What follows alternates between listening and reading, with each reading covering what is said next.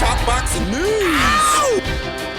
Okay, and now it's time for our weekend recap. We're going to kick it off with the WBA title fight between the reigning champion, Nina Hughes, and the challenger, Katie Healy, who was standing in for Shannon Courtenay. The prediction stuck. I figured that Nina Hughes was going to boss it, was going to dominate the pocket, slip her way past the straight punches from the more statuesque Katie Healy, and fluster her with combinations, fluster her with activity. I had this fight a clean sweep for the champion, for Nina Hughes. It's not enough to have height over your opponent and length over your opponent. You need snap in those punches, and you need good timing to catch them coming through the front door. And consistently, Katie Healy, God bless her, she couldn't do it. Consistently, you saw Nina Hughes slipping past the straight punches and crowding. She was crowding Katie, who may be the taller fighter, the longer fighter, and the younger fighter. Guided around that ring like a log down the stream by Nina Hughes, whose overhand right couldn't miss. Katie Healy's head was dead center on the receiving end of many, many looping right hands. This was the money punch for Nina. She really couldn't miss with that shot. And Katie Healy, while she showed a good chin, she did. Good punch resistance. Nina Hughes was the more prolific puncher of the two, the stronger puncher of the two, ripping combinations mid-range to inside, body shots. Body shots downstairs, looping right hands upstairs. It was everything I expected. I couldn't give Katie Healy so much as a round. It was a clean sweep for me, a clean sweep in favor of Nina Hughes, who I think sent a message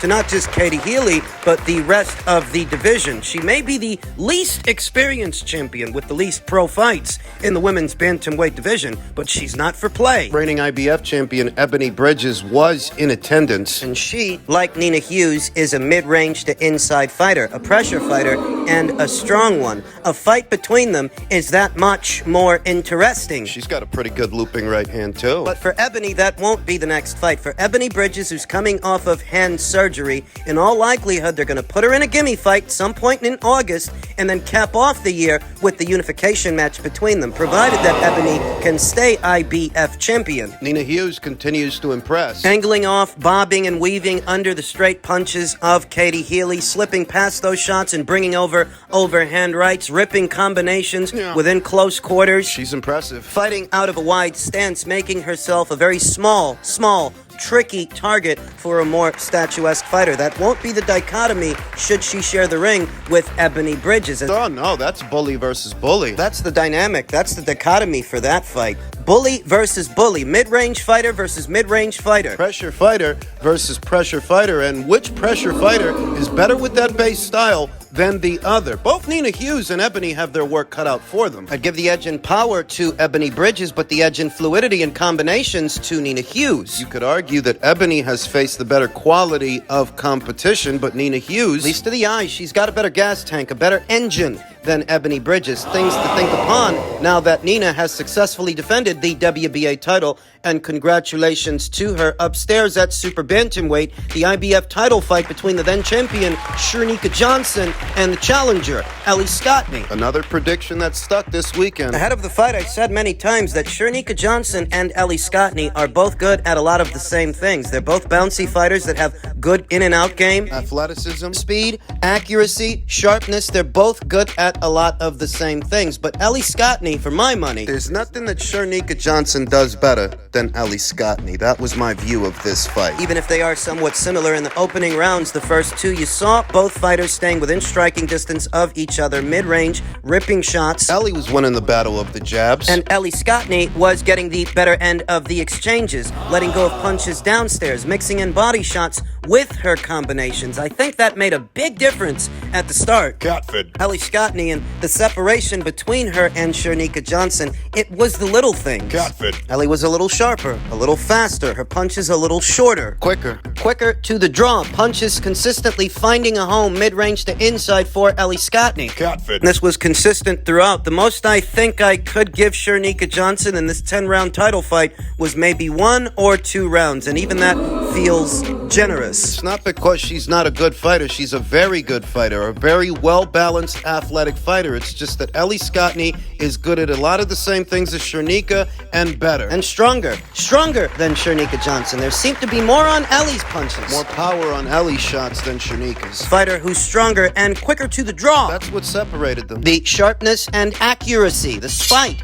of Ellie Scottney, who's otherwise a cerebral fighter, but she can turn it on when she has to. Step into her punches and show some initiative. That's what she did yesterday with Shernika Johnson, the newly crowned IBF Super Bantamweight champion. I had it 8-2 to 9-1. Ellie Scottney, the ring general, the vast majority of the time, setting the pace of the fight and being more accurate whilst doing so. Not a hard fight to score. No. Not hard to see that Ellie Scottney was the better woman in the ring. Phenomenal. Now joins the pantheon of Super Bantamweight champions, of which there are four. There are just not a lot of fighters at or around Bantamweight, Super Bantamweight, or Featherweight with the ceiling and overall talent of Ellie Scottney, who consistently takes on fighters that are more experienced than she is. She beats them and makes it look easy, whether you're talking about Maria Cecilia Roman, Mary Romero, or in this instance, Shernika Johnson, who had more pro fights and more rounds in the bank than Ellie. Not more ability, not more talent. Catford. Congratulations to her. Living up to my expectations, Ellie Scottney Is this division's newly crowned IBF champion.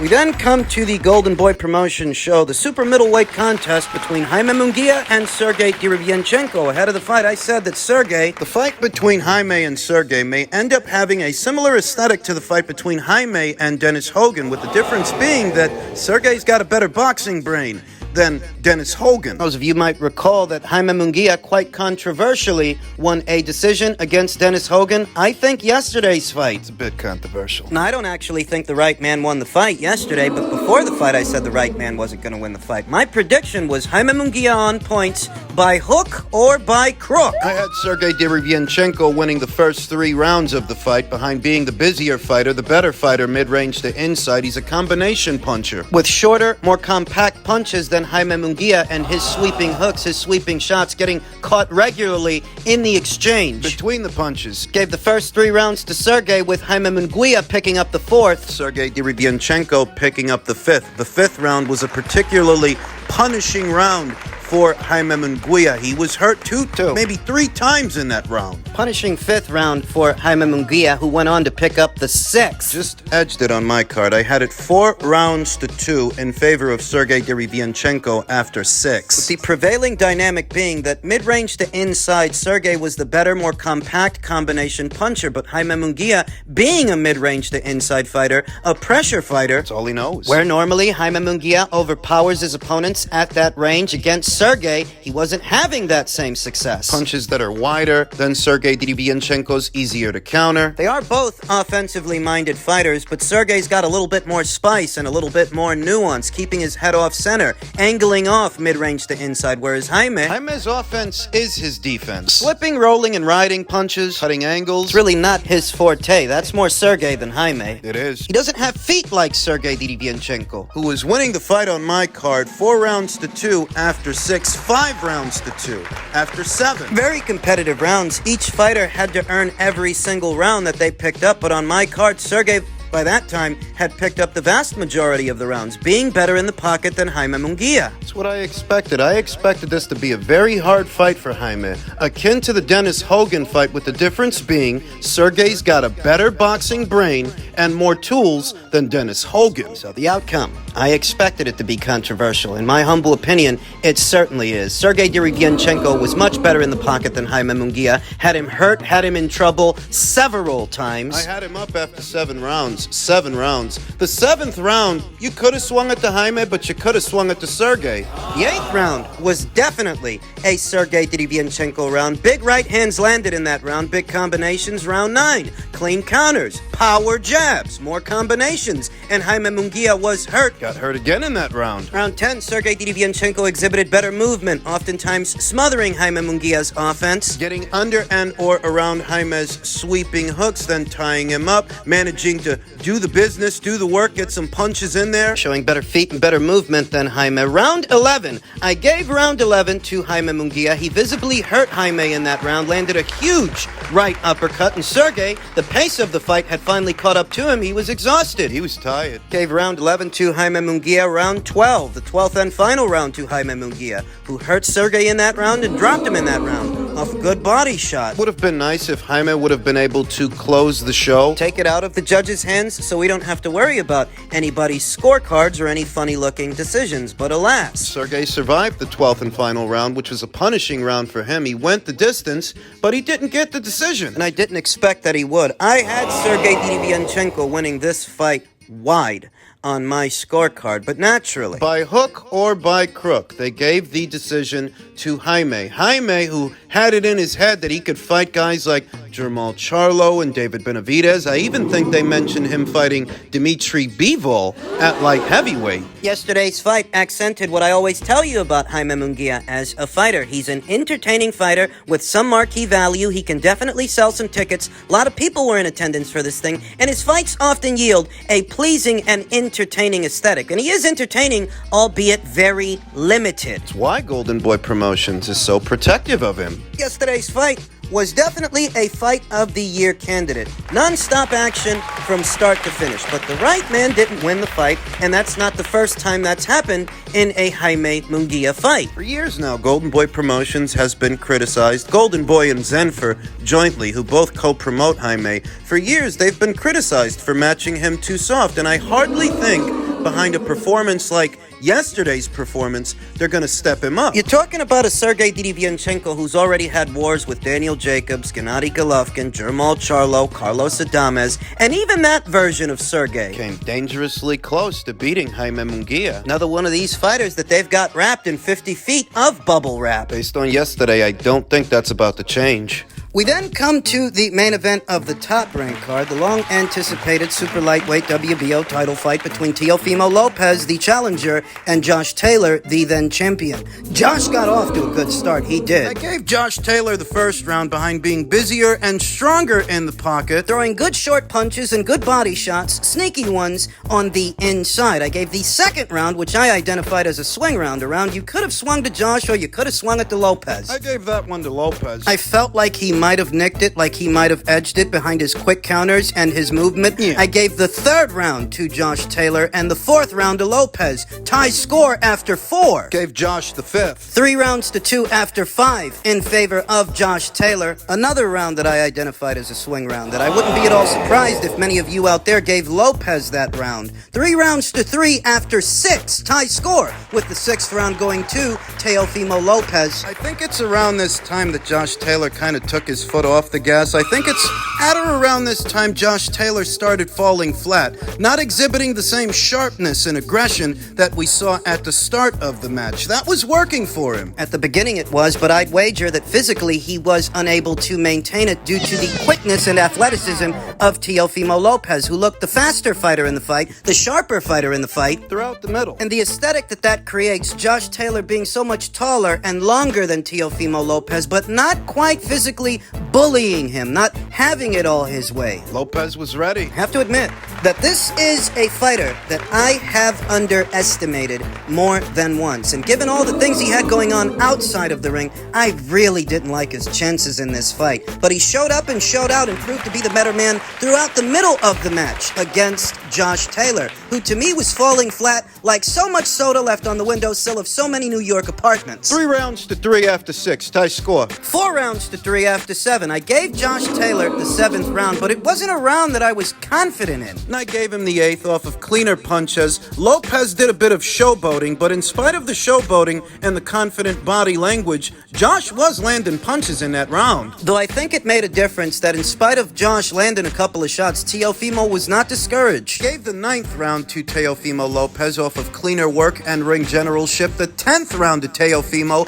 off of being sharper in the round while Josh Taylor looked befuddled and lethargic. Timing was clearly off, trying for shots, trying for sweeping hooks, and hitting nothing but air in the 10th. Teofimo Lopez had a rather strong rally in the second half of the fight, nowhere near as competitive as the first one was. I quite literally had Teofimo Lopez sweeping rounds 9, 10, 11, and 12. The 12th and final round was the strongest round for Teofimo Lopez, where he visibly hurt Josh Taylor, rocked him, and landed a huge right hand. Looked like he could have got him out of there if he would have landed a couple of shots just like that one. Final score looked a lot like 7-5 Lopez to 8-4 Lopez. But it was a fight that Teofimo Lopez clearly won, silencing the critics and the naysayers, I being one among them. I really didn't like his chances in this fight, based on how he looked with Sandor Martin and all the outside of the ring issues that might have rendered him distracted. I thought Josh Taylor would be too big and too physically strong for Teofimo Lopez, but the prevailing aesthetic of the match is that somewhere in the middle, Josh Taylor fell flat. And listen, Josh Taylor didn't make any excuses after the fight. He didn't talk about injuries or time off. He didn't talk about a hard cut. He said, simply stated, the better man won. But if I have to wrap my mind around what happened to the guy that dominated... What happened to the guy that dominated Ivan Baranchyk and went balls to the wall with Regis Prograis? What happened to the guy that beat Jose Ramirez on his own home turf? Where is that guy? Where did he go? Because we haven't seen him since the Ramirez fight. Maybe Josh Taylor is too proud to say that he's overstayed his welcome at 140 pounds, but immediately after the Jack Catterall fight, that's the conclusion that most came to, and the Jack Catterall fight was over a year ago. I feel like the biggest difference between Josh Taylor and Teofimo Lopez in this fight was conditioning. Lopez was sharper, longer, faster. Throughout more of the fight, he was consistent, whereas Taylor, while he got off to a strong start and he was a bit more competitive in the first half, in the second half,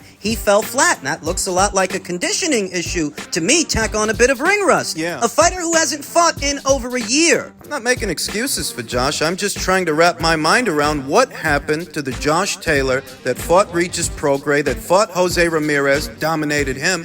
What happened to that guy? Because he was slower to the punch yesterday. Teofimo Lopez was quicker to the draw, quick to counter, better movement, better overall. If I had to put my finger on what I saw yesterday, it's a combination of Lopez being better prepared for that fight than I gave him credit for, and the gradual degradation and decline of Josh Taylor, because there's something to be said for any fighter that sits out for over a year in between fights, and his last fight was a lackluster performance. That makes two consecutive flat performances from Josh Taylor. And misreading the dysfunction in Teofimo's life outside of the ring, where I thought it might have hindered his performance, that may very well be the fuel. Might be a motivator for him. Motivation to silence his critics and silence his naysayers. It's not a secret that Teofimo Lopez leads a rather tumultuous life outside of the ring, but where I thought that might compromise him ahead of a major fight for him, it may have been a motivator, and that's what we saw yesterday, because he definitely won the fight, no arguments from me. He was the sharper fighter in the fight, the better fighter in the fight, and he is now a two-time Ring Magazine, two-time lineal, two-division champion. Congratulations to him.